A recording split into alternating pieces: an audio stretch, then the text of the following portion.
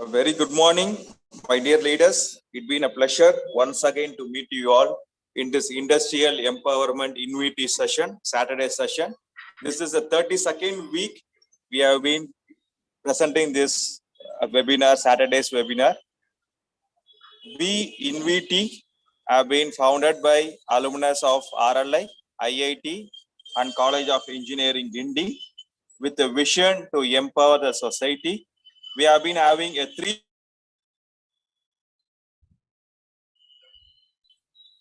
of research and development, audit and inspection, and corporate training wing. In this corporate training wings, we have been giving trainings on 4 different verticals, starting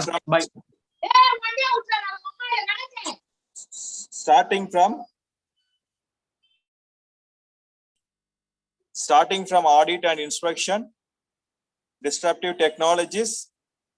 The third one is quality and safety. I once again welcoming you all for this Saturday session. To know about our eminent speaker today, I welcome Mr. Srinivasan to give the introduction about today's resource person.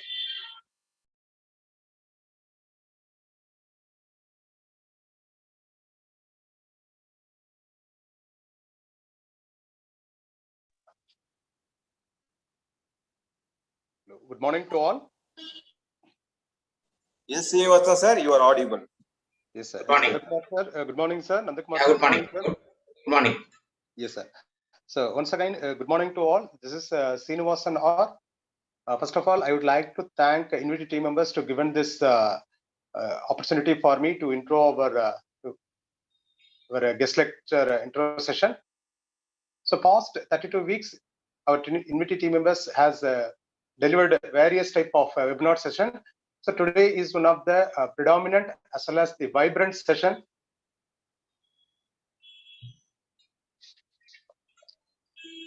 So on this series, now I am going to introduce our guest lecture, the guest speaker, Mr. Nandakumar M.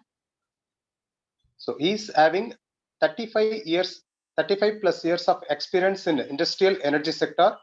So he's completed mechanical engineering in the year of 1984 at Anna University. In 1992, he's completed MS Industrial Management at IIT Madras. So he's having a lot of achievements. So first, he is the Convener Energy Planner in Tiki Tamil Nadu chapter, a fellow member in Institute of Engineers, certified project director, as well as the level A person in Project Management Associates India. We proudly say in India only 32 level A directors are there. He is the one person from Chennai. He is the fellow member in Institute of Engineers, certified independent director by Institute of Directors, New Delhi, member in National Management Committee, New Delhi, National Assessor of Project Management Associates, New Delhi. Guest lecture, he is given many guest lectures in several forums. Also, he is based on his contribution in the energy sector. He's received a lot of awards. So once again, it's my privileged moment to introduce our session. Sir, the stage is yours. Please proceed, sir. Mr. Nandakumar, sir. Thanks, Satya. Thanks, INVT. Thanks, Mr. Srinivasan. First of all, I would like to congratulate the entire team of INVT and as well as the people who have gathered this morning. In spite of the odds of floods and as well as the unforeseen climatic conditions prevailing over here, to see the people gather here for certain common cause. I'm really happy and then been distinguished with a good introduction by Srinivasan. So I will get into the topic straight away. And prior to getting into the topic, I also made a mention about the current, the kind of the uncertainties prevailing, like the floods and the climatic changes. These are also due to the energy, and that is the reason I told thank you all for joining, because you have to understand why such drastic changes are keep happening around us, and how is that is going to impact in the time over, over the decades for us to manage, and how is that in a way this will help us to kind of optimize what we are talking about as a whole kind of the energy in the days to come. So let me get into the topic straight into that. I have structured the presentation into the topic. You are able to see the presentation, everyone. Satya, you're able Sir, to the see the presentation visible, sir. visible, Yes, right? sir, Right. visible, sir. Okay. Sure. So, having we made a mention about the relevance of today's, the energy as such, and then why we should optimize, I'd like to structure the whole, the presentation in a way wherein what is the business scenario and what is it is happening, and what is in it for me, because end of the day, those who are present here and those who are probably watching in the live streaming and those who will be looking at even after some time, we'll have to look at what is in it for me. End of the day, you should have a key takeaway for you to take it to go and then implement it. So I would cover the business scenario and then what is in it for me. Then I will also talk about the energy scenario. What is that energy trend and what is that is it prevailing now? We'll also talk about why the energy optimization is required. Why in this situation we need to talk about energy optimization. Then we will talk about the way and means, the basic concepts, how to realize this energy optimization, how to realize this one. Then I will also explain a few case studies on how is that this energy optimization is done. So this is a broad, the kind of structuring of the entire presentation I have done. If anyone would like to have any discussion or any clarification, I leave it to the NVT team to suitably moderate, so that either we keep it at the end or probably would like to raise certain points during the course of the presentation. I leave it to you. So, but you have got to definitely have to understand what we are going to talk about. We'll have to have a definitely a key takeaway and then go and then implement in the place where you work or where you are going to again going to implement some of these things. When we talk about the business scenario, we are in a kind of a situation wherein the pre-COVID has is also been not that promising, especially for this energy sector. And post-COVID, you all know well how the things have been kind of transforming, and then how is it is changing it over a period of time.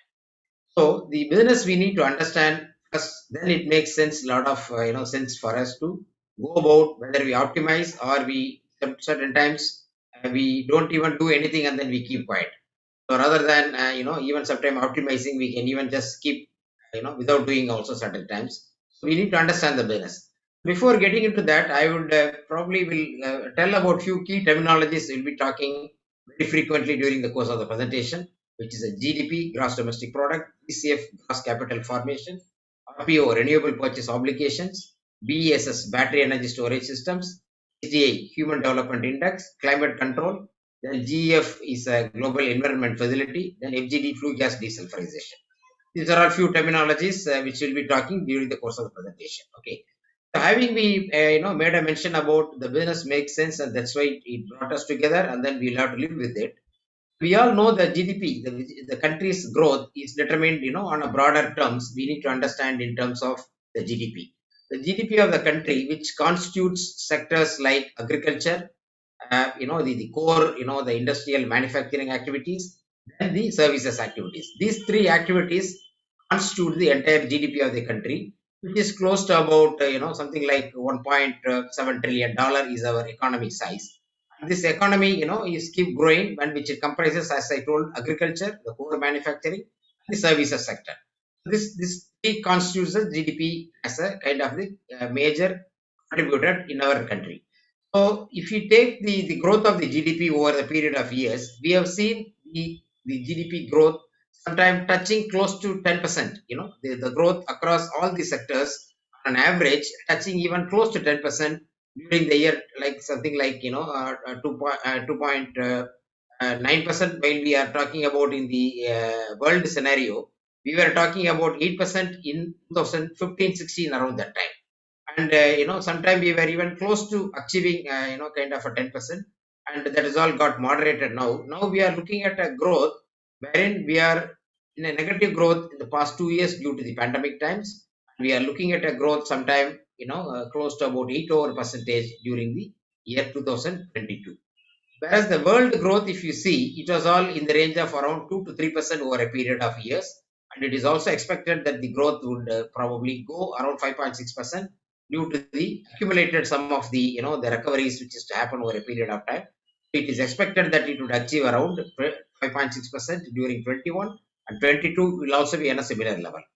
This I have given some of the figures 21, 22 because these are all the figures which is being taken on a kind of data from the World Bank's information, which they will only publicize only when it is completely verified and then it is becoming available.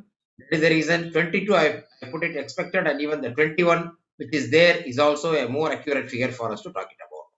Having we talked about the GDP and then the growth, which is kind of moderating and it's supposed to be kind of recovering, we talk about now what is this GDP will matter to us. See, out of the entire spending in the GDP which is happening, if you take, there is a kind of element which is happening in the GDP. One is the revenue expenditure, which is kept spent on various consumption basis of the GDP. Another is the capital formation, which is the gross capital formation, meaning like out of the entire GDP, what I mentioned about $1.7 trillion, the capital which is getting converted is very, very important to us because this capital which is getting converted are important for a period of time because these are all going to be beneficial in terms of infrastructure, energy, and the various assets which is getting formed. Unless we form these assets and then these energy assets or the infrastructure over a period of time, this will not help us out to kind of stabilize in our growth as such.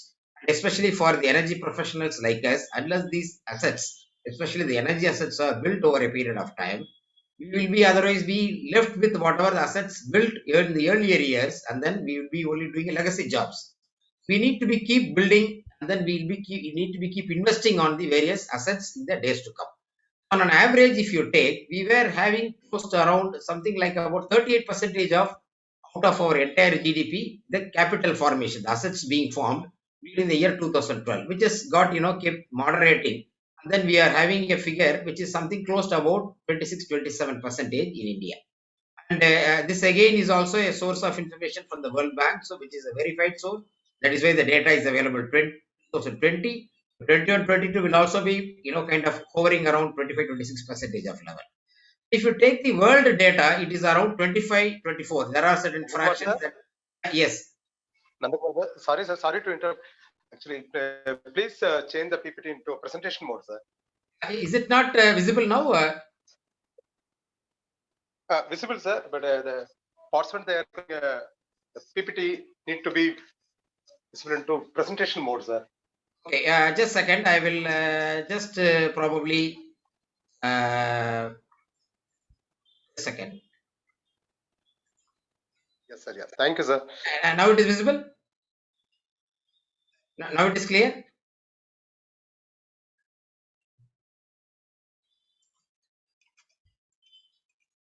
Now this is clear, Satya.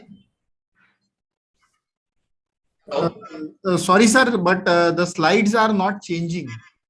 Okay, the slides are not moving, is it? Yeah. Just a second. Yes.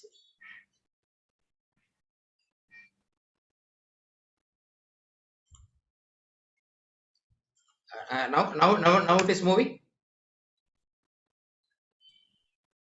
It is not moving now. No, yet not. Just a second. I will stop the share and then I will do it again. So it becomes sometimes easy to do that. Just a second.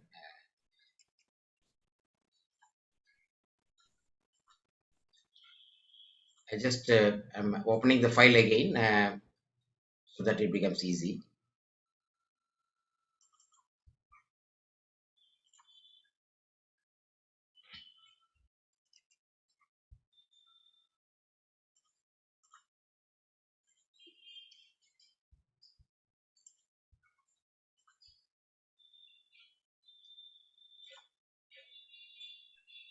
Yes, sir. Now the screen visible, sir. You can put into presentation mode, sir. Thank you, sir. I'm putting it in the presentation. Yeah, now it is visible, right? It is moving now. It is moving now. Hello. No, sir, it is not moving, No, sir. it is not moving, sir. Okay. I'm not sure why is it not moving. Just a second. Uh,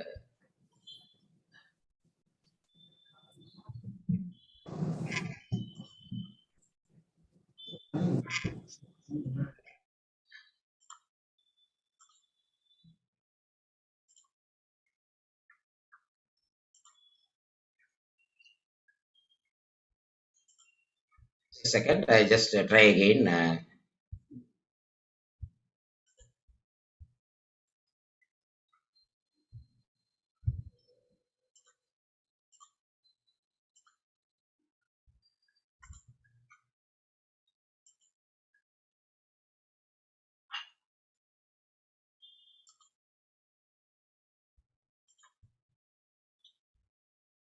Is it moving now? Is it moving now? No, sir, no. Okay. Satya, what I will do is, can you just give your mail ID? I will send the presentation by email now. You can start sharing the presentation. You can do that. That will be better. Sure, sir. Okay. Just give me a second. I will just tell me your ID. I just send it immediately. Sir, now it's moving, sir. Now it is moving. Yes, sir. GDP growth. Actually, you can go for full screen, I think, sir. It is in the slideshow. You can- Okay. Okay. Okay. Yes, sir. Now it is okay, sir. Now it is okay. Better you can. Better open your suggestion and then approve the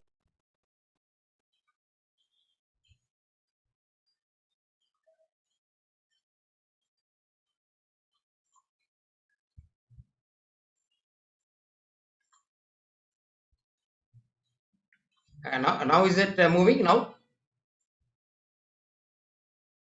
Hello. Hello. No, sir, not moving, sir. Sir, you can able to press F5, sir. sure. F5 is it? Okay, Yes, sir. Now it is moving.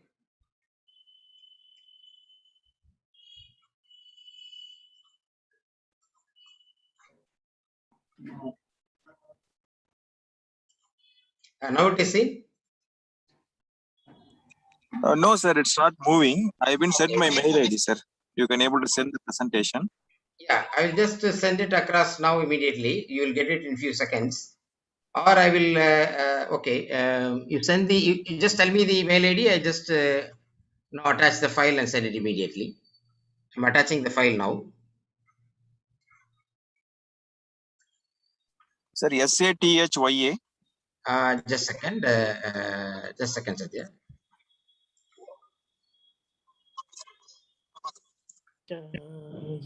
SA,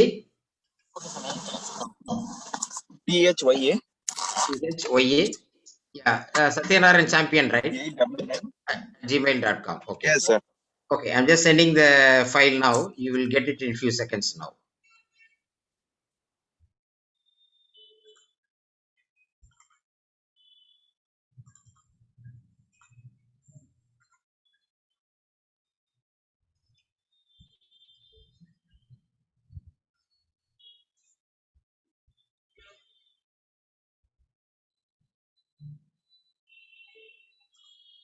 Okay, I just sent to you now. Satya, I just sent already now. I will do the stop sharing now.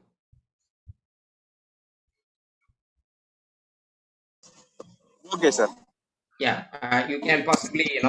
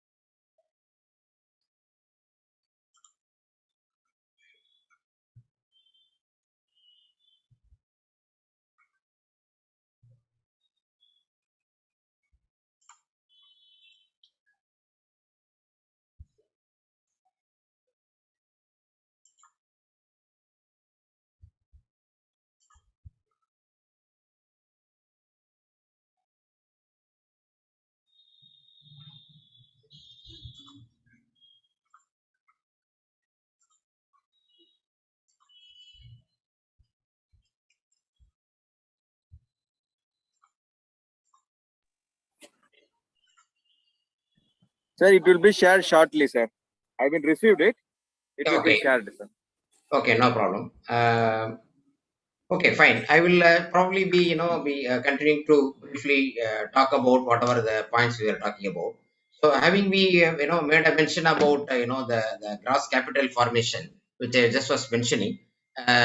Basically the out of the GDP, as I told, the agriculture sector, the manufacturing and the construction, those kind of sectors, the services sector. This contribute the three major constituents in the GDP, which is keep growing on a kind of an annual basis. And I was mentioning to you like something, the growth rate we are talking about 8% in the post-pandemic scenario, of which the gross capital formation, which is the asset capturing from the GDP, the growth is happening. We cannot be keep spending in a kind of a revenue, kind of expenditures, and then we say that the growth is happening. We have got to form, the assets. We'll have to capture in the form of assets the whole GDP, which will make it easy for us to uh, grow over a period of time, especially the energy assets which are long gestation. Let's say, for example, concept to the commissioning of the large assets takes about 5 to 7 years of time. So it needs to have a kind of an asset which is being planned and then have to capture it in the country. Unless we develop these assets, especially the capital formation, we will not be able to kind of benefit it over a period of time. So we'll have to live with the legacy assets which are built over a period of time. So on an average world, you have seen in the chart that it is moving around 24% as the kind of the gross capital asset formation, and wherein India is about 27-28%, and the peak time I was shown sometime in 2012, we had about 38% of our the asset formation level. So this is the the kind of the trend which is happening in India. So that means you can be for sure, though there were disturbances in the system in terms of the pandemics, and as well as the energy balance and the energy way we utilize. On an average, if you say the capital formation in India over a period of time is around 25, 26, 27%, so that will make the things easy for us to really go about. So that is the point I was trying to convey in the current business scenario where we are all in. Yes, the business is undergoing a lot of turbulence. At the same time, there is an opportunity for the businesses to grow in the times to come. There is a good potential. And again, the forming into the capital is very important, and that is where we are focusing. And the government is looking at investing huge amounts of money on these infrastructure assets, especially the energy assets. So there is where the kind of the investments keep going towards that. This is the two major point I would like to convey before we get into our actual energy related topic, because if you all are able to understand the business where we are in and what it means, the businesses, whether it is all relevant to you, and then it makes easy for us to understand and go about. Then the next we will be talking about, let the screen share be coming in, but by the time on an all India basis, if we take the entire, the energy, which is, the major in terms of the installed power, because the electricity is one of the major, the form of consumption of energy. So if we take in terms of the installed capacity on an all India basis, we have got close to around 380 gigawatt of power, 380,000 megawatt, which we call 380 gigawatt of power installed capacity all through India in various, the locations. Of which, if you take the coal and the lignite, which is the major constituent, is close to around 65%. That constitutes, something like, more than 200,000 of the installed capacity, which is something like around 65%. The renewable, which is, something like around 13%, is something close to around 50,000, 50,000 megawatt that level out of the entire 380 gigawatt of our entire country's capacity. So what we are trying to, tell a point is that the installed capacity of the power, which is available over, the period of, the several 5-year plans, and then over, the post-independence has been built, has been mainly focusing on coal-based power plants till date. And that has been, the base load we call is being accumulated over a period of time, and it has come something close to around 200 over 1,000. Now, we look at, adding more and more renewables into the system. So, there has got to be a different energy mix and there's got to be a kind of a different energy scenario in the post 20th century. That is what is that going to be the factor for us to really talk about the energy and as well as the energy optimization in the days to come. So far, we have been discussing about energy in one particular manner in the 20th century or in the 19th century because we wanted to achieve the growth. We keep adding, the capacities. We have achieved a level wherein now we are to care for the environment and there is a kind of a mix in the kind of the energy which is got to be in the decades, we will have to be doing it. So that calls for a different kind of an approach in getting it, a mode wherein we will not be able to have these kind of large capacity coal plants in the days to come. So currently, as I was mentioning to you, we have around 200,000 over lakhs of megawatt of power from the coal and lignite is being available, and about another 33,000 megawatt is under construction, which is going to be kind of added over the period of next 5-6 years, and then another 54,000 megawatt of old power plants which are built over the last 40-50 years is going to be commissioned. So with this kind of the scenario, then we'll be adding more and more renewables into the system. So while we have a mix which is slightly different than the earlier, the coal base, which is the base load station, we'll be having renewables added into the system. So the renewables, while it is getting added, it comprises, primarily, the solar, and it comprises, the next the wind, then probably the battery storages, then you have got the hydrogen, which is keep getting added into that. Then we have got a host of other things like biomass, waste to energy. This all comes in the basket of the waste to, the renewables as such. So we have got to move. We have got to kind of shift our the entire the energy basis from the whatever we have been using it in the 19th century to into the 21st century in a different style. So that makes us to kind of plan for our energy needs in the days to come in slightly a different method and means. I think I will probably even share the screen, even if it is not moving one by one screen. I believe I can share so that some of the information what I am telling will be more meaningful if you are able to see it in terms of some of the charts and the tables. So I will probably share by the time let the team bring the presentation into the thing. Is it visible right now? This table. This table, is it visible now? Visible, sir. Yeah, Visible. yeah. So as I was mentioning to you, we have got about coal, which is around 200 over 1,000 megawatt of capacity, and we have got about something like 390 gigawatt of our total installed capacity in the country, which is a kind of the achievement what we have done over a period of time. Of which, as I was mentioning to you, solar constitutes close to around 47 gigawatt of power, and the renewables, which comprises a host of hydro and as well as some of the biomass and other things, constitutes close to around 103 gigawatt of our total plants of capacities. Going forward, what would happen is, in the days to come, and if you take in terms of, the Tamil Nadu as such, it has got close to something 50 over percentage in terms of renewable. Is this screen visible now? Is this screen is visible right now? Yes, sir. Yes, sir. Okay. So we have got a renewable share close to about 50% out of our close to 32,000 megawatt of installed capacity in Tamil Nadu, and we have got coal, which is something like about 28 percentage, which is coming from coal, and the long-term purchases we have got about 14%. We have got the renewables. We are the pioneers and the leader, and we are rated 6th in the world market in terms of our renewable capacities. This one what we have also built a different kind of a model even in Tamil Nadu. We were differing from the other states and we were moving in slightly in a different the power mix in the beginning stage of 19th and 20th century itself.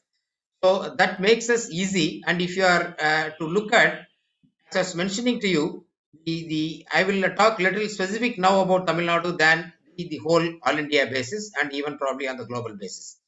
Like what I just was mentioning to you, the current scenario of our installed capacity of power, which is in primarily, the coal and, oil and gas and based, the stations, which are the super critical plants, subcritical plants, and the gas combined cycle diesel. So when all these capacities, we have only the solar, as I was mentioning to you, a smaller capacity, and then the wind is sizable, constituting about 50% of our installed capacity.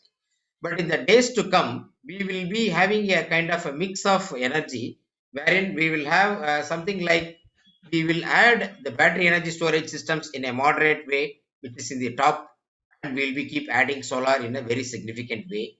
And this is what is that going to be the trend in the next, kind of a 10 to 15 years of time. And we keep adding wind.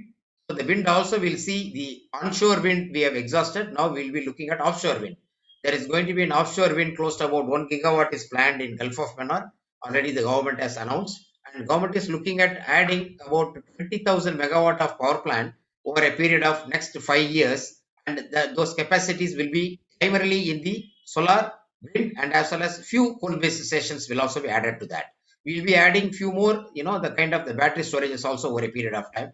So this is our, the kind of the energy mix. So we talked about the energy trend on the whole on all India basis, which is around 390 gigawatt. I made a mention that out of which the coal and lignite is about 200,000 megawatt. So Tamil Nadu installed capacity is close to about 32,000 megawatt currently, which probably grows over a period of time. And if you see that energy shift, the mix is getting changed, a different trend, wherein we'll be having the renewables, which is in excess of more than 60-70% of our share of our total grid. This is the point I would like to make a mention here, because for you to understand how the energy will be making a shift in the decades, for you to understand, and then conceptualize whatever the way we are trying to do in terms of energy conservation or optimization or whatever it is that we want to do. And again, coming to a little bit very specific on, our the intensity of consumption, our per capita of consumption, which is around 972 kilowatt hour on all India basis, is expected to grow something into 4 folds into 4,791 and into more than 10 folds by 2059.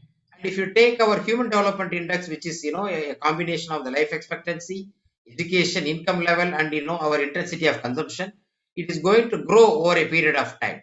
Currently, which is, something like 0.64. When we look at the India's, the human development index to significantly grow something close to 1 over a period of next, 25 to 30 years of time. And this is how the trend is going to be there in the days to come. So when we talked about, the how the energy is going to be, kind of consumed, and how the energy is going to be going to be available to us over a period of time. We now look at it, why we have to optimize this energy. One thing is that we talked about the business, we talked about the energy. Why we talked about so much about the business separately, why we talked about energy separately? Energy drives the economic growth. There is a factor called factor of elasticity. Something people tell about 0.75 to 0.85 is the factor of elasticity. If the GDP is growing, let's say 10%, the energy grows something close to around 7.5 to 8%. It is proportional, and there is a factor of elasticity which is keep pulling the energy, drives the economy. So we look at always the energy as a kind of a focal point, and then we talked about the business, we talked about the energy, what is it going to come. We have to have a kind of a mix which is going to be in excess of around 70% of renewables in the days to come. That is what that we talked about in the previous, the 2 slides. And now we will talk about why we need to optimize this energy in the days to come. Today we are here, we were living in the past. These two are not going to be useful to us. Let us talk about what is it is going to be in for us in the next 2 or 3 decades, and for us to enjoy, and for our next generation of people to avail this and then go about it. So while we talk about why the energy optimization, we are at a crossroad. Like, okay, we are changing from the conventional, the coal-fired to the renewables. We were comfortable with the kind of the base load stations, which generates huge amount of power. Each power station about 4,000, 5,000 megawatt, and the peaking load is met sometimes by the varying renewable sources, and then by various the algorithms. Now we are at a crossroad. when we are having 65-70% of renewables. So we will have to optimize this energy in the days to come. Today we are here, we were living in the past. These two are not going to be useful to us. Let us talk about what is it is going to be in for us in the next 2 or 3 decades. And for us to enjoy, and for our next generation of people to avail this and then go about it. So while we talk about why the energy optimization, we are at a crossroad. Like, okay, we are changing from the conventional, the coal-fired to the renewables. how is that this optimizing is going to happen about. So when we talk about the whole the energy, how is it going to move about in the days to come, we need to also understand what the world is thinking about us, and the world what is it is going to dictate on the growth of the our country and as well as the energy. Like for instance, we are trying to do certain things. We are governed not only within our own place. Let's say for example, we put up a kind of a facility or a thing, we are to get so many the public opinion and other things. We are governed by the local, then we are governed by the Indian regulation, then we are also governed by the global regulations. The global regulation, you all know well, now the climatic change is becoming very, very significant, and that is becoming a kind of a determining factor for us to do the businesses, and in the days how is that we are going to conduct ourselves in the world as such. So if you take the climatic changes and then the climatic the conditions, what is at all prevailing, people say we were in a global warming, and then we have to bring down about 1.5 to 2 degrees of temperature down from the present level. That means the pre-industrial, something like 1900s level, we will have to bring down the global warming. If you have to do that, they are telling that we will have to do a lot of measures in terms of bringing down the emissions. We are the third largest emitter in the world. So the world is looking at, please look into whatever your growth, you please grow, but you also please take care of the environment and then grow. So even we are not, kind of completely isolated in terms of our growth. We are dependent on oil and gas as a kind of an import from the third country, and even for technology for the renewables, we are dependent on third countries. So we are bound by several global factors for us to really, to have our growth in the days to come. If you take in terms of our, the growth influence which is going to happen in the next, 15-20 years of time, you all must have heard about the COP conferences which is happening over a period of time. The COP26 which has happened now in the Glasgow, which talks about very kind of a dangerous situation for us to face and then come about. So one of the India climate change which has done a rating, it says that our overall rating on the climate change control is highly insufficient. You can see here which is red flag, highly insufficient, and there are several other factors are also kind of factored in. And we are looking at a net zero target wherein we will be not emitting carbon dioxide. We will be probably be generating much more positive gases within the system, and the greenhouse gases will be under the control in a way by 2070 by means of the net zero target. So it doesn't mean that until 2070 we can keep quiet and sit. They say by 2030 what is the target, by 2050 what is the target. We are giving a target that by 2030 we will have something close to about 45,000 megawatt of the renewables as to go. And then what is that is the plan and the investments for it. And then we are also telling by 2050 what is the growth plan we are going to have it. So these are all, and in addition we are also talking about the land use, forestry. So there are various factors people have weighed in. So I'm not going to go into the details for us, only to get into that. In the next, the 50-20 years of our growth determined by the global phenomenon of which climate takes a lot of significance. That is what is the only point I wanted to convey in that. We are, having the energy challenges in terms of emissions. As I told you, we are in the world third largest emitter. As a per capita emitter, we are the lowest, but still on the whole, the country when it is weighed upon, we are the third largest emitter in the world. People tell us, you please reduce the emission level so that we are able to, kind of bring down the global warming. There are a lot of funding and there are a lot of, the movement of capital happens with the consideration of what they call it as a green climate fund, and as well as the funding restrictions comes because of the emissions. Then next challenging is for us is the growth is driven by petroleum imports. As I was mentioning to you, we import huge amount of, the petroleum, oil and gas from outside the world, especially from various countries like Middle East and other countries, and that is what is now driving. So if you have to grow, you cannot totally get rid of the petroleum imports. We'll have to balance the emission. We'll have to kind of control the CO2 emission. So when there is a depleting foreign exchange reserves, the price shocks of the petroleum and oil and gas, and then the kind of they call the future prices of the oil and gas or they call futures market in the crude. So there is a pressure on the exchange rates. Then there is a geopolitical development which is happening in like the COP26, which threatens not only the growth in terms of and not only the country's sovereignty, it even threatens the energy security of the India.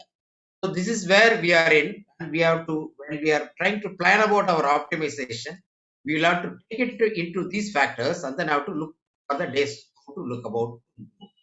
So India has the world's 17% population, and then we have less than 1% of oil reserve. This is one of the biggest challenge for us. And 6.8% of the world's coal reserve is with us, but our mining technology and the mining efficiencies are poor. 85% of the energy we derive in terms of the consumption from oil and coal. This is where now is going to be getting shifted substantially to the renewables, and that is where our optimization techniques and methods have got to be different while we are to go about. The optimization basis, while we are to talk about in the days to come, we have to look at the energy security, the energy we have got to be available for India as such. Then we talk about optimization. So the energy security is one of the consideration. Then the environment, we'll have to look at it. How is that the environment we are going to go about? Currently itself, there are a lot of the red zones which are all heavily polluted and which is having the kind of vulnerability for affecting the entire inhabitation. And the disturbances in the national capital region around Delhi, the pollution from the existing power plants like Dadri in the neighborhoods and Haryana, and the burning of the rice tumbling blocks over there, which all adds to the complete the environment getting kind of polluted, and then the mass level the dust level goes up in the environment in beyond a kind of a respiratory level. People are scared. So we have to take care of the environment while we are talking about the energy optimization in the days to come. And third is that we'll have to also have the economics, because we can do all these things, but if you are all have to have a balancing, unless we do the economics wherein the kind of cost economics is kind of balance, we will not be able to be competitive in the days to come. So we'll have to have the economics also in the basis.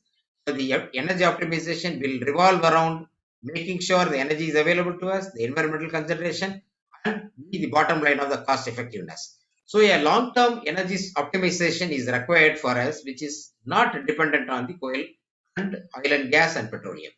So this is what is will be the driving point for us to plan it for the entire kind of the energy in the next decades of time.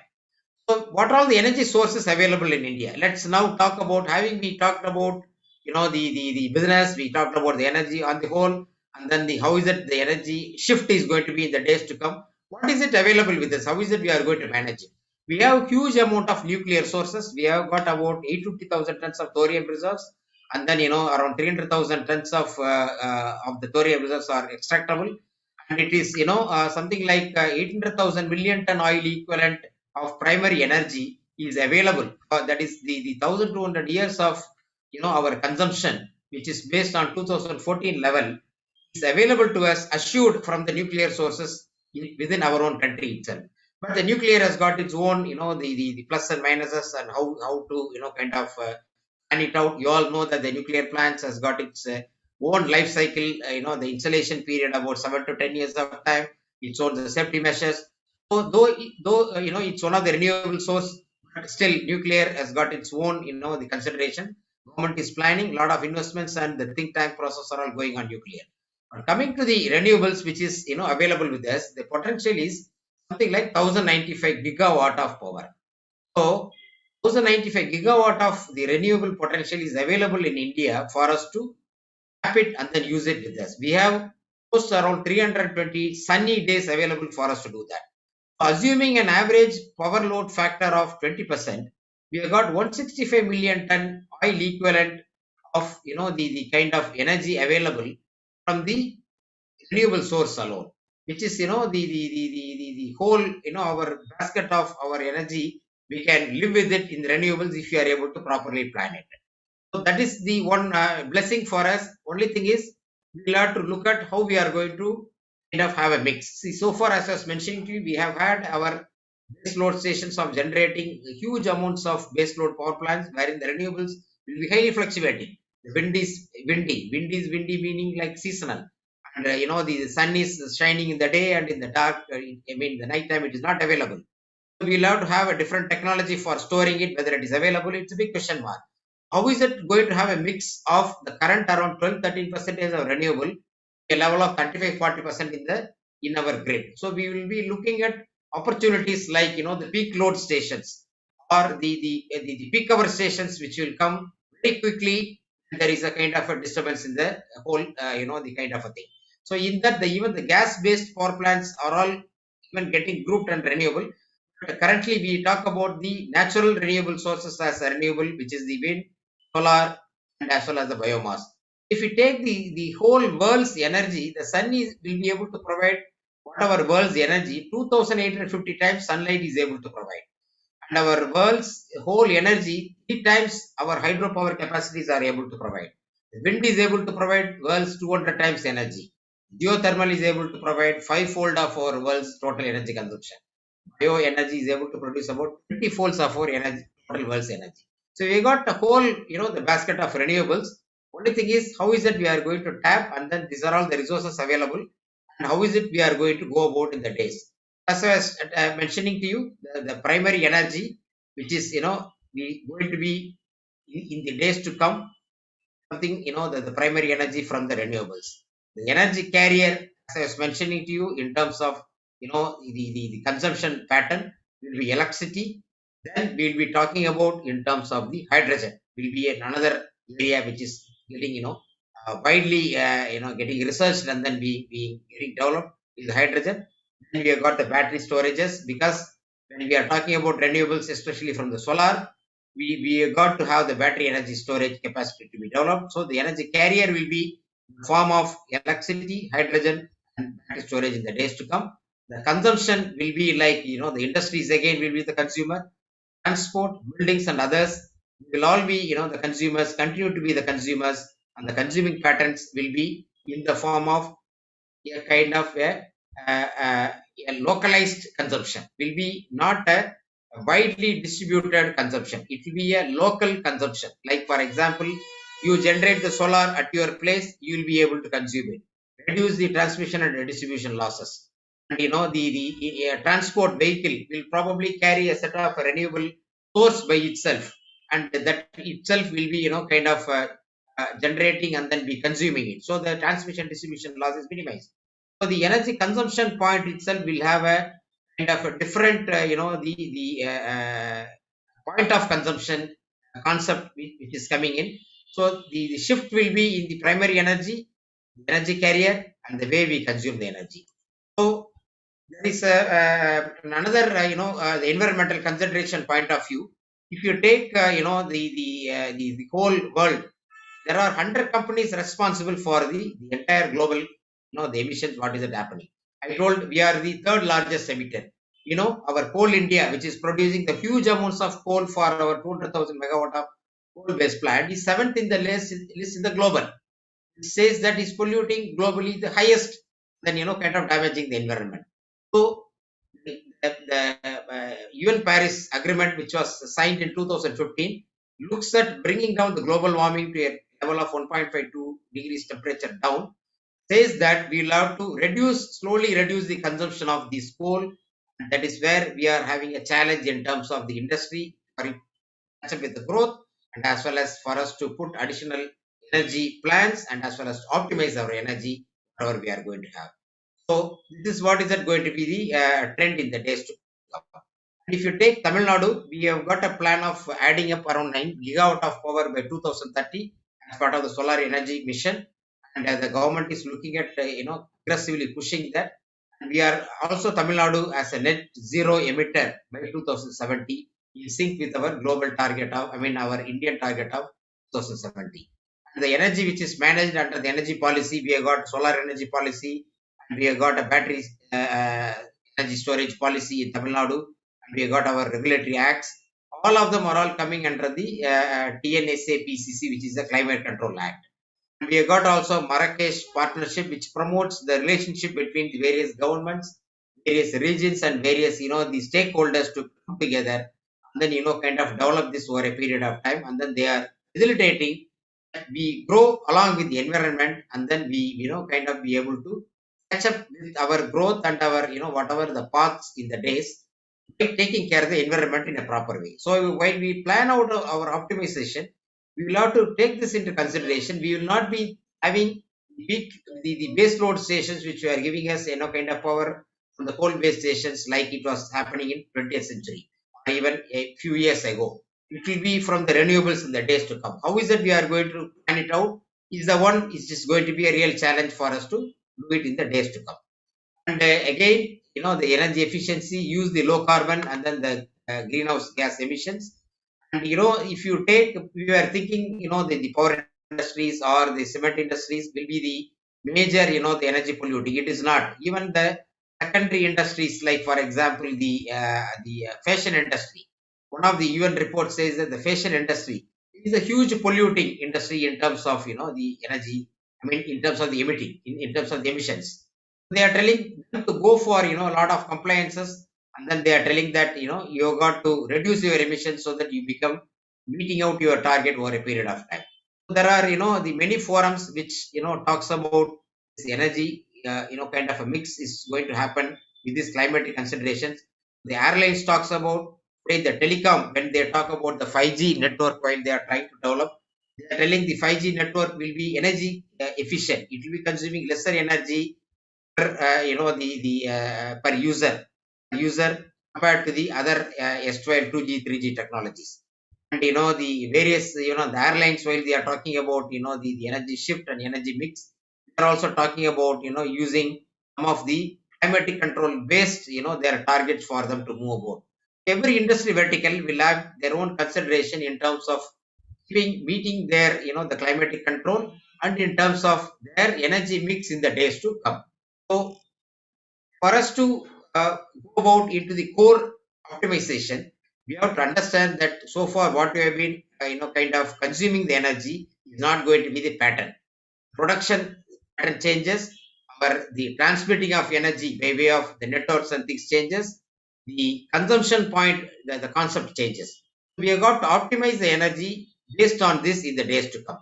Some of the basic concepts I will talk about in terms of the energy optimization. A new concept which is something called as the energy accounting.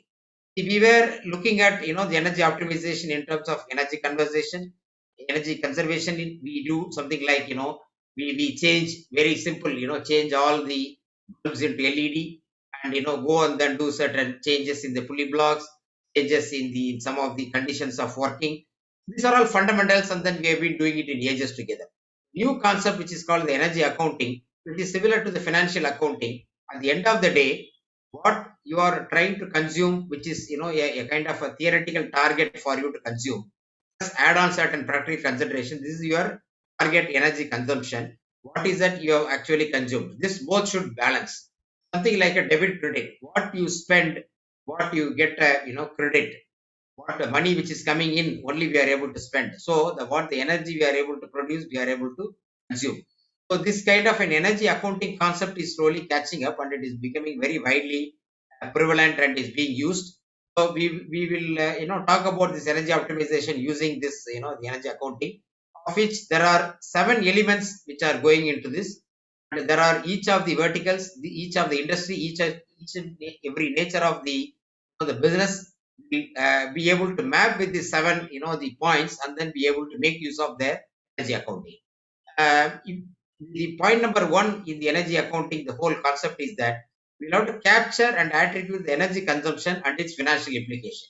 We have to kind of get the basic the per unit consumption. What is its theoretical consumption, and then what are all the factors which is going on, what is the cost which is going on. This we will have to kind of capture in, and then we'll have to bring it as a kind of a consolidated data available to us, and then this is got to be available in a single point. When this is becoming translated into money, people are able to visualize it much better way. Then once we capture this entire consumption, we move out to the troubleshoot the energy issues and eliminate the billing errors.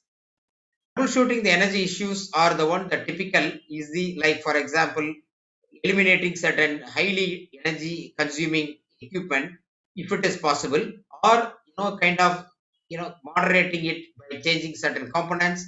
This is a typical, our day-to-day work of managing with the whatever the energy consuming, intense consuming equipment, how to handle with it. Troubleshoot them. I'm not going to get into the detail. I will show in the subsequent slide one such major, the typical energy consuming item, and then how is going to be done. But rest of it, as the individuals in your own industry, in your own working area, you can troubleshoot this energy typical issues. Then you can try to see how is it you are going to manage it. Eliminate the billing errors. Say, for example, when you are consuming the power or consuming the energy, there are always a wrong accounting in your system. So unless you point out that it is wrongly accounted and wrongly told, like for example, a particular unit which is consuming a particular, the manufacturing unit, forging unit, which is consuming some power which is being moved in excess of its own consumption, we have got to point out. Then only we can find out whether that is actually is required for the particular work or it is being wrongly booked into that. So we'll have to eliminate billing errors. The third is that we will have to, kind of do an ABC analysis, like, value added, the capital investments. So as I was mentioning, explaining you the energy trend, how is it is happening, or the energy shift, how is it happening in the past, the centuries, and as well as what is it going to happen in the next few decades. We will have to prioritize our capital investment in terms of energy. Like for example, if you are to go for certain major investment, definitely please focus it on renewables. So it will give you a value even if it is not today. Even if the return on investment is going to be taking a kind of 6-7 years, but it will get shortened because the prices are coming down. The cost of energy for compliance to the energy climatic control becomes, you get a lot of credits, so you'll be able to recover it faster. So the ABC analysis of your, the capex what you are spending is very, very important. If it is really value added and then high value, please spend time on A. There are small, the kind of items which are all the tidbits, and the C category, do not concentrate much, and then please do an analysis and group it, and then spend your, time and, the investment on a one which will be useful in the decades to come.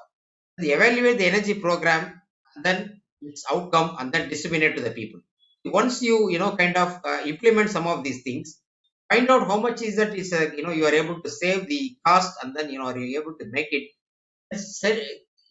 tell it to the people, inform it to the entire, communicate across the down the line people, so they'll be able to kind of understand and appreciate it. Fourth is that you have to incentivize for the energy management. So you have to we penalize the people most easily, most commonly. We tell them, if you don't do that, we'll remove you from this. If you do not pay, we will remove you from the load.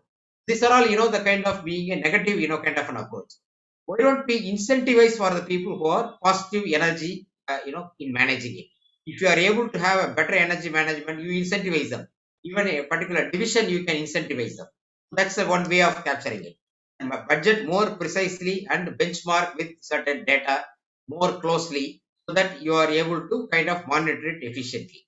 Budgeting means for a particular division or the whole company, you thoroughly calculate the budget in a more accurate way, and then benchmark it with a similar industry or with a similar, the world level, and then try to bring it and then compare it. That makes it easy for us to really see whether you are able to fulfill your requirement or not. Like I was mentioning to you, 972 kilowatt hour of per capita consumption, Indian energy consumption is very, very low consumption. We are telling US, which is about 1000 kilowatt per hour of energy consumption.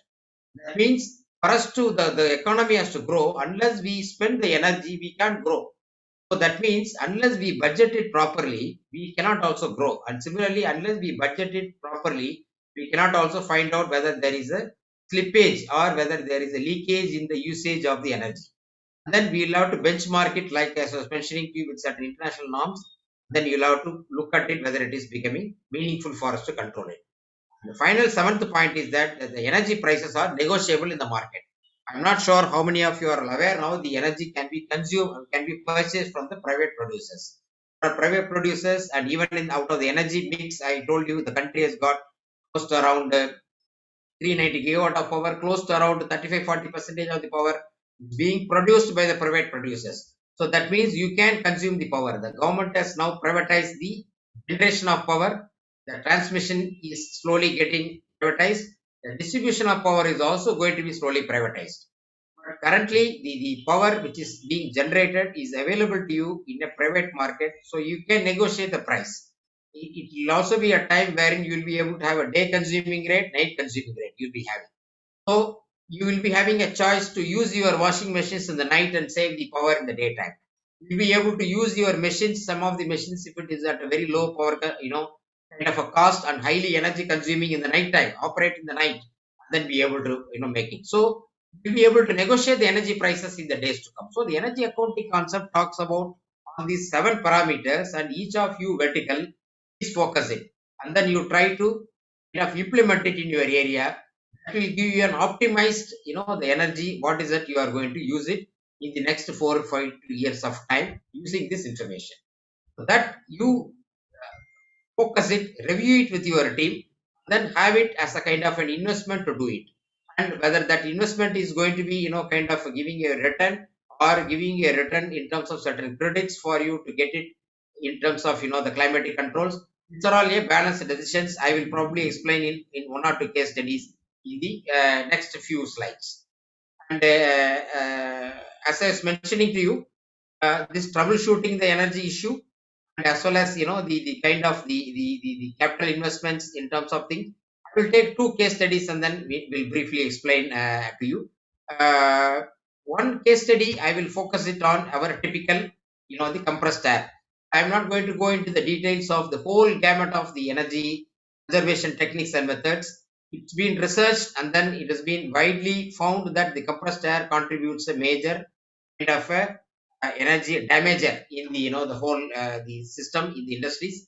So let us try to attack something which is easily available to us. So across every of the industries organizations we use the compressed air commonly. So I will talk about the compressed air, then I will also talk about another case study on a large, how a capital investment is done, especially for in the energy scenario of the renewables which are going to come in the decades. In this case study we will talk about the how the compressed air is going to be kind of the consumption and its utilization is optimized. It will be cash flow positive. Today there are companies, there are investment opportunities available to you. If you have a kind of a model you have developed in minimizing your energy saving of your industrial compressed air in your plant or in your factory, let's say you have to invest about 2 crores of money. You don't have to invest the 2 crore money immediately. There are people available willing to come and invest that money for you on your behalf, take the money from you on a kind of over a period of time. They will say on per user basis, per quick meter of your consumption of your the compressed air, they are ready to take the money. Or how much is the saving you have realized, you based on that you pay to them. There are options available to you. So that means it will be cash flow positive from the day one. And the interesting facts about the compressed air, why I have chosen is that there are the 10% of the energy consumed in the industries across the compressors use it, especially the compressed air, which is a very commonly used in the industries. And a significant portion of that, something like close to around 40 to 55% energy wastage happens in this compressed air. And the air leak is constituting something close to about 25 to 30%.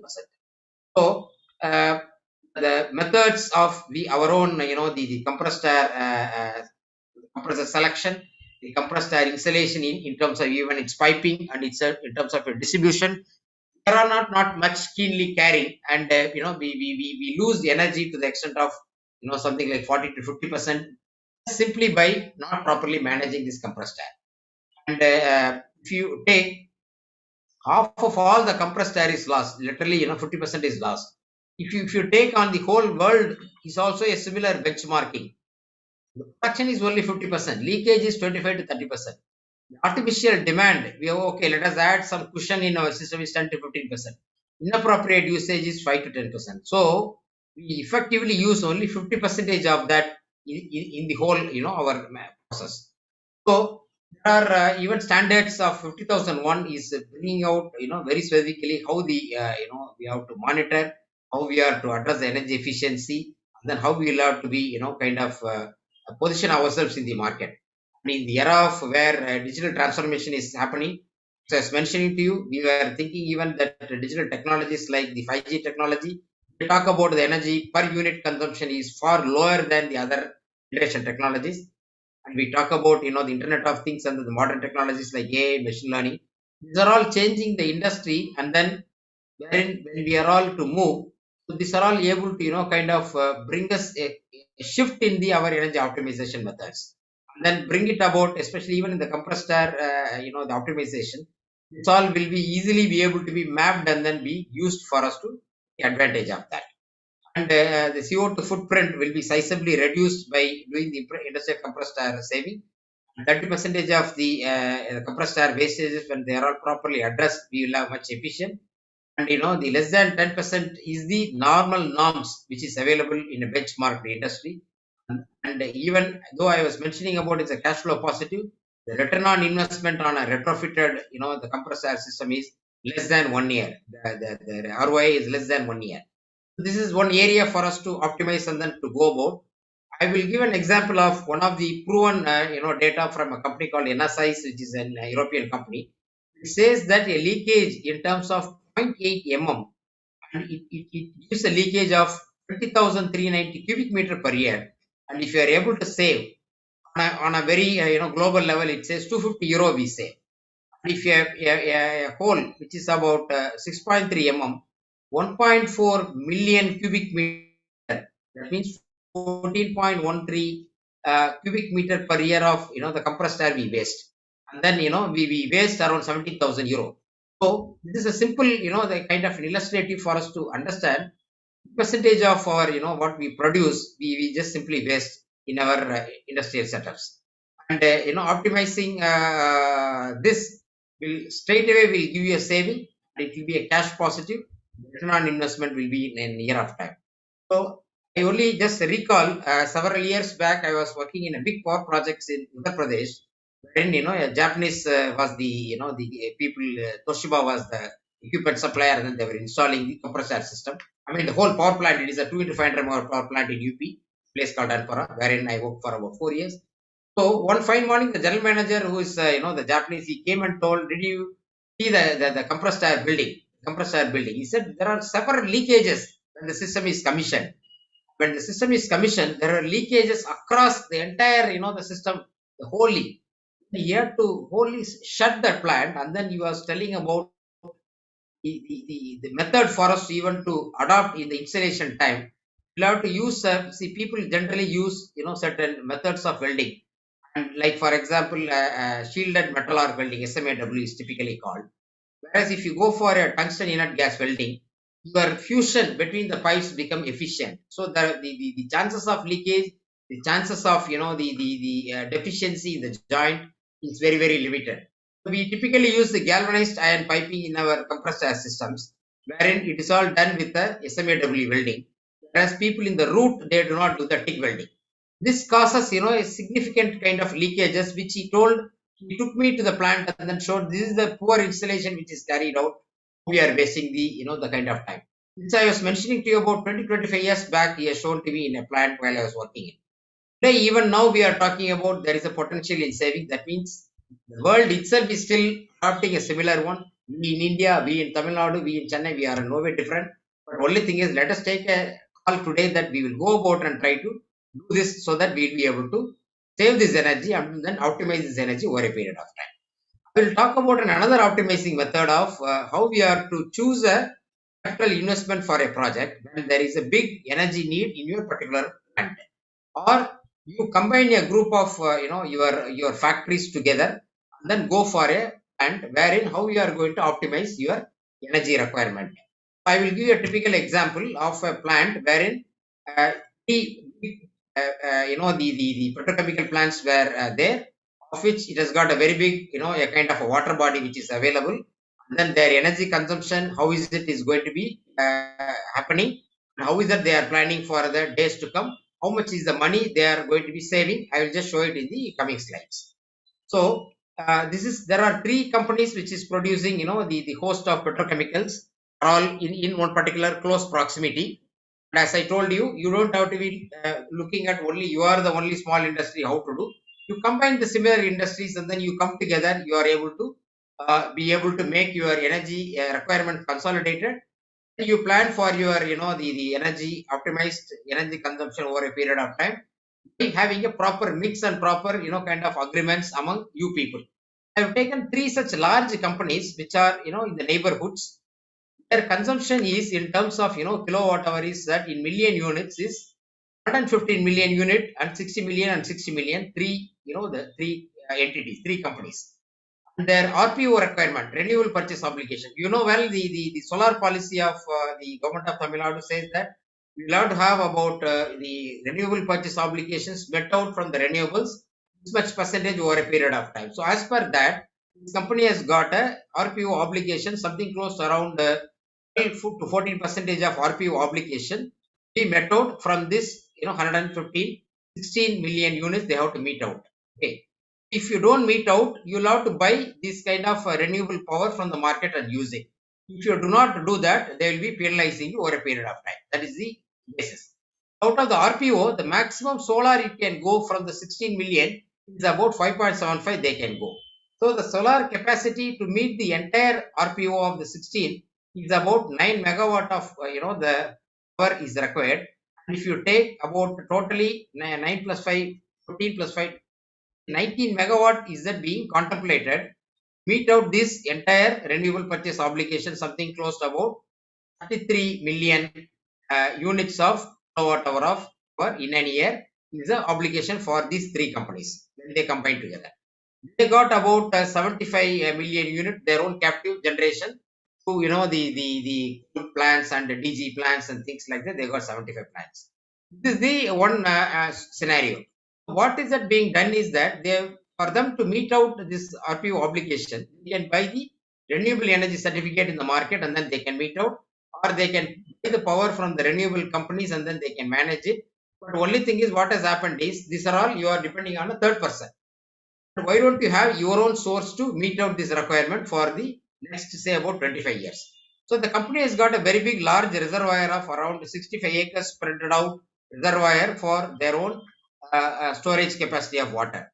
So the power they plan to develop, generated using the renewable power. So there is a new concept which is called as the floating solar power plant, which is being widely getting popular in Europe and as well as in China.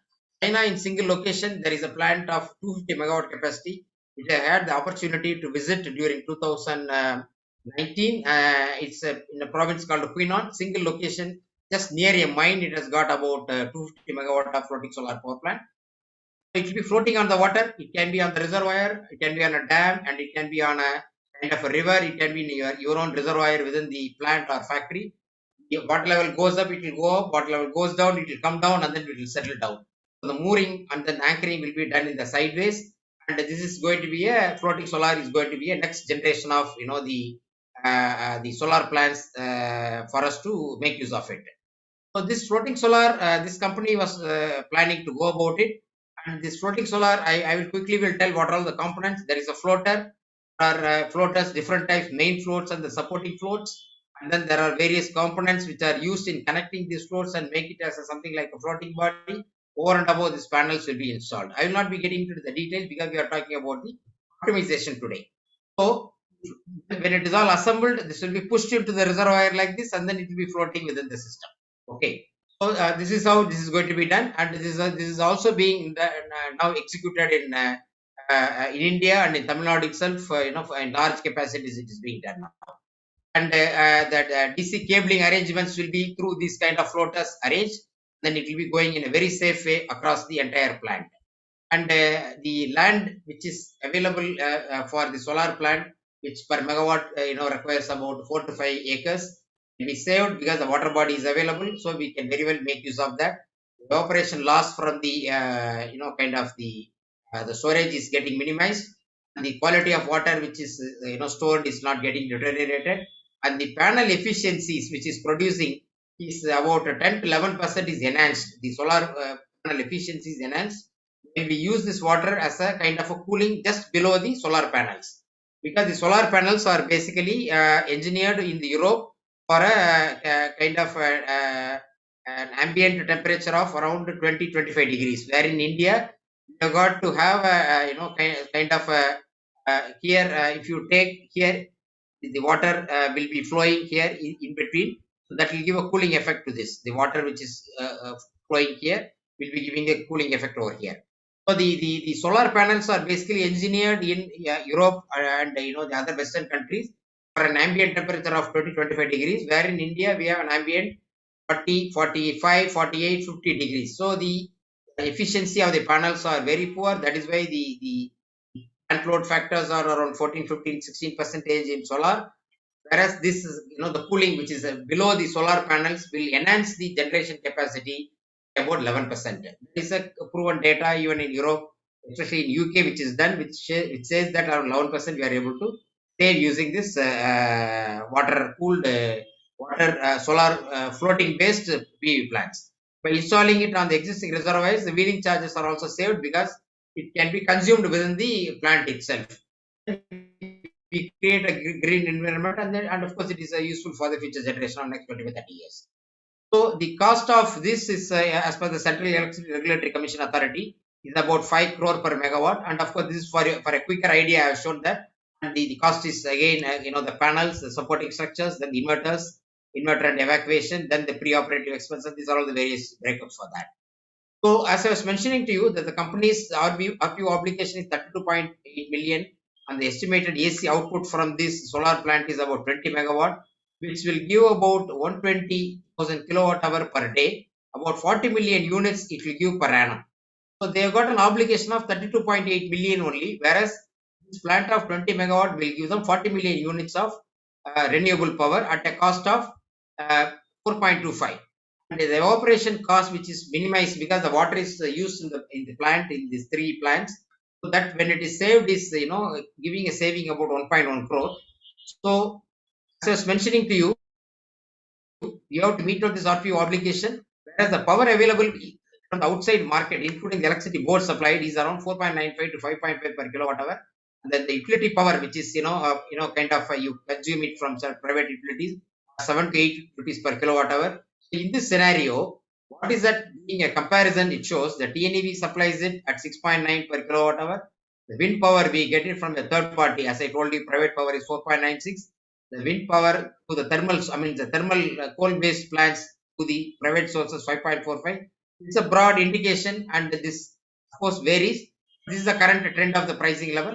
And the solar power we get it external is about 5.9, whereas the captive solar of this capacity, when it is averaged out over a period of 25 years, is only 3.72 rupees per kilowatt hour. So it looks at, considering all these factors, a captive solar floating plant is more ideal in this particular location. At a kind of a 3.72 rupees per kilowatt hour when it is produced, you will have a saving from this plant in the first, the 5 years. As per the purchase agreement, you will have a saving of 2 rupees. When from that 3.72 rupees, you will have 2 rupees, and from the power which is generated, you will have 34 crore saving. 6 to 20 years, you will have a saving which is around 2.65 rupees. 21 to 25 years, you will have 5.9 rupees. So you will have a saving close to around 280 crore of from the cost of electricity generated from this. Then the evaporation losses to the tune of around 28 crores. Then the renewable energy certificates which we earn by this generating solar, which will give about 30 crores. In all together, you will have a close to about something like 300 over crores of this plant, which even in a 20 megawatt plant, if you install with about 5 to 6 crore per megawatt of power of around 100 to 120 crore, you put as an investment, you get around 300 crores of your savings earned over a period of 20 years. So this is a broader, a kind of a picture. I'm not going into the basic IRR model or to show like as a kind of a marketing person. That is not my purpose. Purpose is to show that yes, we have to optimize the energy for the decades to come, and while we are optimizing that, we will have to have a kind of a mix. What we are having in the current facility, how is it to address? What we have to look ahead for next 10, 15, 20, 25 years, how is it to plan by a large such plants? And there are various options and trends which is available, which is happening. As I was mentioning to you, hydrogen becoming a big carrier, and then the green hydrogen is being talked very widely. So you'll have to focus it on that. Then the electric vehicles, even the electric vehicle probably can be a storage itself. See, an electric vehicle, a car can be having a kind of a whole houses, your home's energy can be saved in a car. The car can pump it back to you in the night. It is, we don't have to think that, oh, why electric vehicle is only used for a car or a two-wheeler or things like that. So it can even power you back. So it can be a day for us to use the electric vehicle as a kind of an energy source for us. The battery storage will be a very big, a kind of boost for us in the days to come. Then we have rooftops, which is, going to be still a very big market for us to go about. Even as I told you, Tamil Nadu is going for 9,000 megawatt of, power, of which they say the utility scale is about something 60-70%. The remaining 30% comes from the rooftops. Still, there is a big gap in the rooftops. Even in your own factories and your own places, the rooftop is available. You can talk to a particular investor. You can tell them, I can't invest the money. You come and then put in my rooftop the solar plant, and then I will pay you as I consume on per pay use basis. These are all the options available.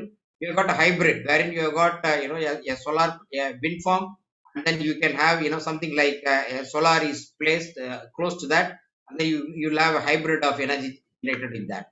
You got a microgrids wherein even your own power which is generated in the solar or your own plants can be better managed within the grid, your own localized consumption. As I was showing you in a slide, we talk about 90-20% of transmission distribution losses, and we have a microgrid, and then we locally generate and distribute. It becomes more sensible. As I told you, generation, transmission, distribution. These three functions are for the the energy to be sourced, generated, transmitted, and distributed at the end point. The government has already privatized the generation, where power plants are available. The transmission is slowly getting privatized. Distribution is also getting privatized. Already there is one distribution license given in one SEZ in Tuticorin, a private company. So the distribution is becoming also privatized. So you can have your own grid, your own industries, your own factories can have a micro grid, and then you can manage your energy consumption. And then that way you can optimize your entire energy. Then you will have biomass. There are biomass, various methods and means of generating it. It is highly undertapped in our place, and Tamil Nadu especially, we have got big potential for it. People can look for it. And the waste to energy, the waste which is we are trying to dispose it of, that has got a lot of energy. So there are methods and means of techniques, and people might be thinking, why is it not being fully utilized? There are regulations people are looking at to kind of soften it and then make it easily implementable in terms of waste to the energy. These are all the various options and trends. And the end of the day, while we talked about all this optimization, we look at whether it is getting benefited only to the top layer of companies or to the MSMEs which are forming the in the entire pyramid. The MSMEs form the base and core. Unless the MSMEs survive and then the micro, small, medium sector survive, we may not be able to grow our entire the business and sector. Unless that generates employment, people will not be able to survive it. So how is this energy is the optimization and the energy efficiency is going to be translating and benefiting the MSME sector. There is a company called Energy Efficiency Services Limited, EESL, by the government of India, which is focusing on various these energy efficiency optimization methods, which is also spearheading what is called as the GEF, which is producing, which is kind of bringing in all the small industries together, develop a mechanism, and then they are able to offer energy efficient solutions, and then are able to bring them kind of within the climatic control, and then they scale up their installed capacities. So this general environmental facility which is being promoted by GF2 is promoted by ESL can be availed, and then the people in the MSME sectors can benefit out of that. As I was mentioning, as the whole thing, we will have at the decade when we are marching further, we will have the energy consumed not by way of only the electricity. We will have the green hydrogen available in our automotives or even for our household usages. We will have batteries available with us, which will use us to store the power, be available for us to use it in the the periods of whatever we need it. We will have daytime usage, nighttime usage. We will be able to enjoy and then use it. And the existing power plants, which are all there, coal based, and I was mentioning to you, out of the entire 380,000 megawatt, 200,000, 220,000 megawatt of plants, will be also kind of installing what is called as a DSOX, desulfurization, NOx removal systems, which will be again a big kind of the opportunities. And as I was mentioning to you, we will not be phasing out the entire coal-based plant suddenly. It is already, apart from the existing 220,000 megawatt, something close to around 33,000 megawatt is being added, and another 54,000 megawatt is going to be removed from the system for a period of next, about 15-20 years. So on the whole, you will have a green energy and you will have renewable energy, which will be something close to around 50% of our grid in the days to come, and we have got to be prepared. Any of your, the business, it could be retail, it could be in your factory, it could be your own business or a big fertilizer company, big petrochemical company. Please plan for some of your renewables, which will be giving you a big, kind of leeway in the days to come. Please optimize your energy. Don't invest it just because somebody is doing copycat. Don't do it. And your, the kind of energy saving with keeping in mind, if it is going to be short term, it is going to be changing. You please invest it in retrofitting that and use it. And if you are going to be looking at a long term, like 25 years, you join together all the friendly companies, look for certain green energy over a period of time. At home, at your own domestic, please plan for renewables. It will be giving a long way. And even your investments will be safe because there are a lot of European companies, a lot of Western companies are looking for these opportunities. They are ready to fund on these, the climate funds. Even if you are developing this project, you are going about, people are willing to take those projects and then they are able to take it and then operate it, and then you can look at developing some other project. There are opportunities available in this scenario. So having we talked about the business, and then the business is there, the energy, there is going to be a shift in the way it is going to be there in the decade. Then we talked about what all the why the energy optimization is required, and what are the energy optimization method, a typical method in a factory or in a large plant, and then what are the trends. I believe we are able to have a kind of a whole gamut of an idea about what is it is going to go about. And with this, what I will only will request is that you please have to take a small takeaway from this, and we can have all these ideas unless we go and implement in our own place. If you are not an effective executor of things, we will not be able to make the things. Like our founder of INVT, Satya, is an executor. He conceptualized, let us say, even the social or activity during this flood time. He conceptualizes what is it to do, where is to do. He is in the field, he is sitting in the place, and then he is delivering it and making it happen. Unless we conceptualize and then we execute it, it will not be happening. So I only conclude my talk, though it is a bit late. I believe it is not too late. But only thing is, as our elders have told, முறைப்படச் சூழ்ந்து முடிவிளவை செய்வர் திறப்பாடு இல்லாதவர். We will have the big capacity, big ability we will have in planning and doing everything. But if we don't execute, we don't carry out our projects properly, we will fail.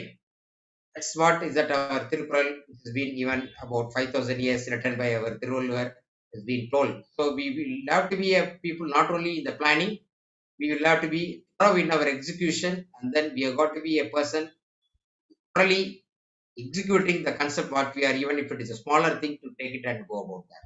So thank you very much with that, and then I leave the forum for any further discussions.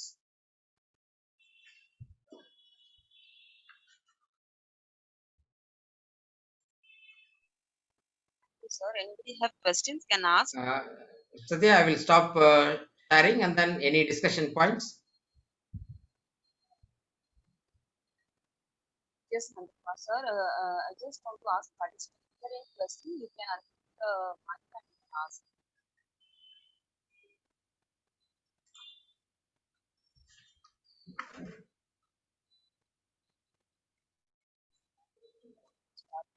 I would like to thank you, Nanduma, sir, for the informative session. Am I audible? Yes, ma'am. You are audible, ma'am. Thank you for the informative session, sir. And thank you all participants for the valuable time. And the You participants, got any questions you can put forth now?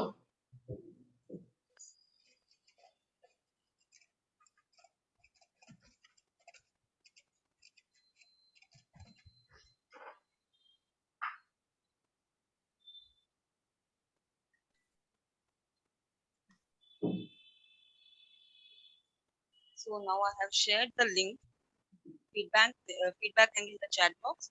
So once we get the feedback, then only we can share you the resource file, dear participant. I have shared you in the chat box the feedback link. So once we get the feedback, then only we can share you the resource file. And once again, thank you, Nandakumar sir and their participants. Hello. Yes, sir. Hello, sir. Can you hear me? I'm Sanjay Jain here. Yes, Sanjay Jain sir, please proceed, sir. Yes, sir, you talked about now the industry can buy the power not only from the now say like different uh, state have a different power, like from the like here I'm in Telangana, so Telangana Power Corporation, from there we get. And sir spoke about no independent power producer. You can have an agreement with the private sectors also is there. So in that regard, how we can proceed with that as an industry? How we can proceed with the private, where we can have a different like during the night time on so no power purchase agreement. Yeah. Audible now, Sir Jay? Yes, yes, yes. Yeah. See, if you are having your power requirement, there are private power trading companies available. With them, you can possibly enter into a kind of a power purchase agreement. So depending on your power requirement and your power consumption, they will be able to give you a kind of a quotation for a levelized tariff over a period of time. You can possibly talk to them, and then these energy we call them the trading companies, energy trading companies. So these energy trading companies are available, and then they are able to kind of support you. They have both the power from the thermal sources like coal and oil and gas, and as well as the renewable power, different tariffs. So you can negotiate with them and give your energy consumption, have an agreement with them, and then go about. There are few requirements in that. Probably they can explain you.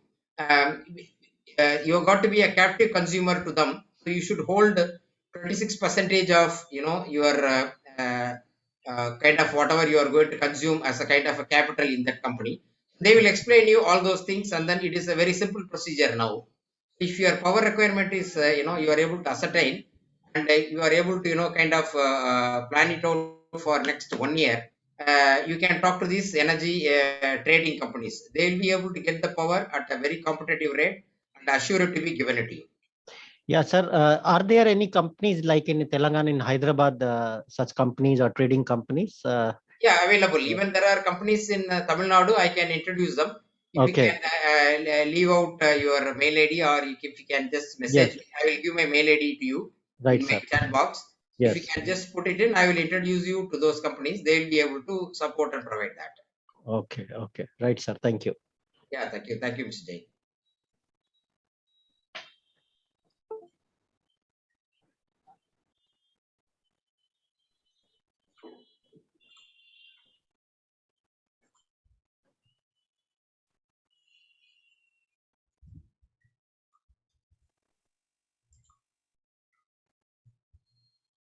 Any other questions or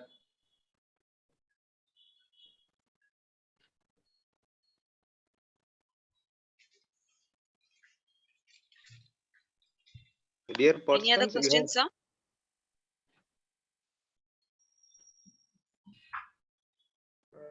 Hello. hello? Yes, sir. I want to ask the one questions that if we want to optimize the energy, then we need to utilize the solar energy, because it's a green energy and it will give the good effect. But the main thing is it required the area is very big. So how it easy to utilize and in a smaller areas. As I was telling you, you don't have to be worried about the area available with you is smaller, or area available with you is not there, and things like that. So suppose your energy consumption level is understood by you, and then you are able to kind of assess it for, let us say, next 3 months or 1 year. Have that data. You have options like with the limited space, you can try to install, let us say, your own ground mounted PV plant, or you can go for, suppose you got a small water reservoir in your plant or at your place, you can even go for a floating solar. If it is not going to be, you can even look at, as I was mentioning to you, the grid which is supplied by the electricity boards are around 6 to 8 rupees of, per kilowatt hour of power. You can look at buying this power from the private sources. From the renewable sources you can buy. So if you are having a space, you can try to use this, the